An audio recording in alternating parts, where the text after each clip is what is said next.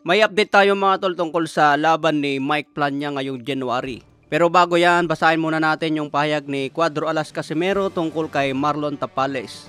Naglabas nga po ng video si Casimero mga tol at napacomment po siya sa kanyang post.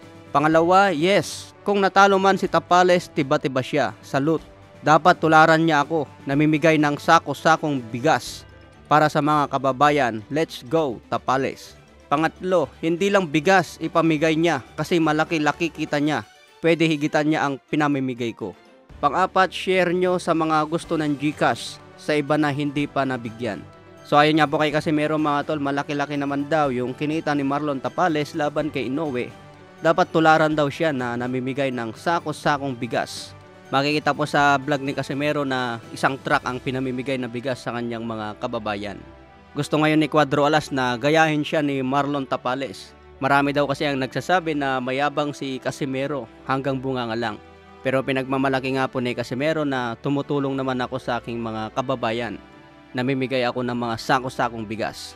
Kung baga mga tole, di bali ng mayabang, may pinagmamayabang naman at tumutulong ako. Tapos sinabi niyang, let's go Marlon Tapales. So ano ang masasabi yun dyan mga tol?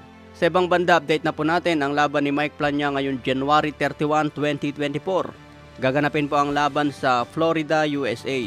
Paglalabanan po ang regional featherweight title kontra Angelo Leo. May kartada si Angelo na 22 wins, 10 KOs, may isang talo. Isang Amerikano at 29 ang edad. Huling laban niya noong November 2023. 2 buwan na lang mapapalaban ulit kay Mike Plania.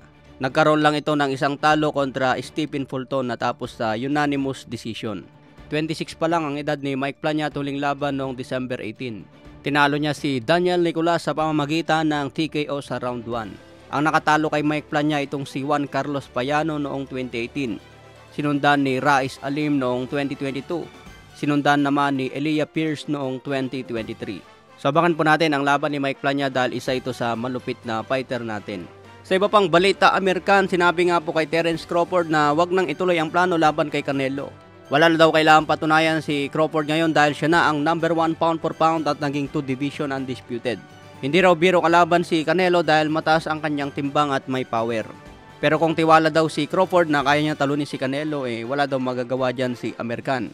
Pero para kay American mga tol, delikado at hindi na daw dapat ituloy ni Crawford ang plano.